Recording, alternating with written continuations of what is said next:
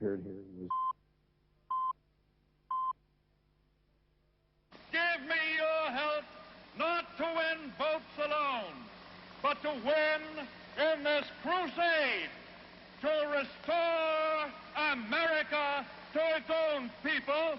The year was 1932.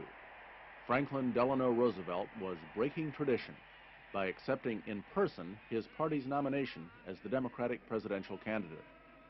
It would be the first of many precedents Roosevelt would set. The only U.S. president to be elected for 4 terms, he took office when the country was in the depths of a depression and ended his career with the nation embroiled in a world war. Roosevelt was the only son of a wealthy family from Hyde Park, New York. He went to the best schools. His parents, especially his mother, had enormous expectations for him. Roosevelt met those expectations. He worked his way into politics, first as a state legislator, then as Secretary of the U.S. Navy. He came down with polio and lost the use of his legs, but he battled back from his illness to become governor of the state of New York, and finally to win the nation's highest office, the presidency of the United States. So help me God. So first of all, let me assert my firm belief that the only thing we have to fear is fear itself. Those famous words from his first inaugural address were meant to calm the fears of a nation on the brink of social and economic ruin. For as Roosevelt became president, the nation's banking system was near collapse. All across the country, farmers were going bankrupt, and unemployment was at 25%. Roosevelt provided hope and relief in the form of a program he called the New Deal. He expanded the role of the federal government to ensure bank deposits, regulate the stock market, and subsidize farmers. New Deal agencies like the Works Project Administration created millions of jobs. This Social Security measure gives at least some protection to 30 millions of our citizens.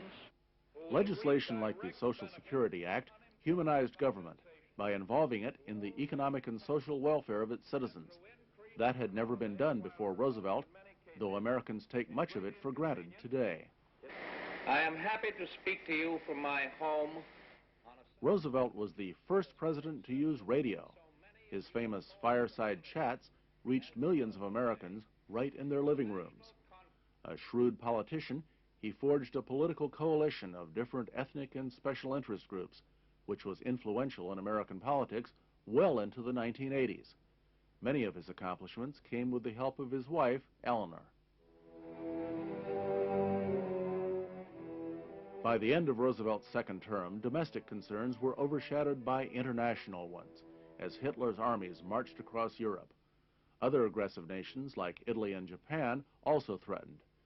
The U.S. was an isolationist country at the time, but that would change. Yesterday, December 7th, 1941, a date which will live in infamy.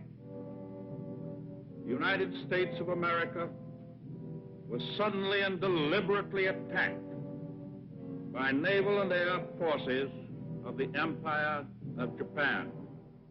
Germany and Italy declared war on the United States. The World War had begun.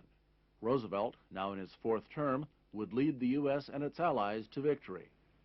But the war effort, which he guided so personally, had taken its toll. Reporting to Congress after coming back from the Yalta Conference in early 1945, he appeared visibly fatigued. A few days later, the president suffered a massive cerebral hemorrhage and died at Warm Springs, Georgia. His death was a shock to the nation. Today's generation of Americans may not have known Franklin Roosevelt, but they are affected by many of his ideas, which are now an integral part of America's political landscape.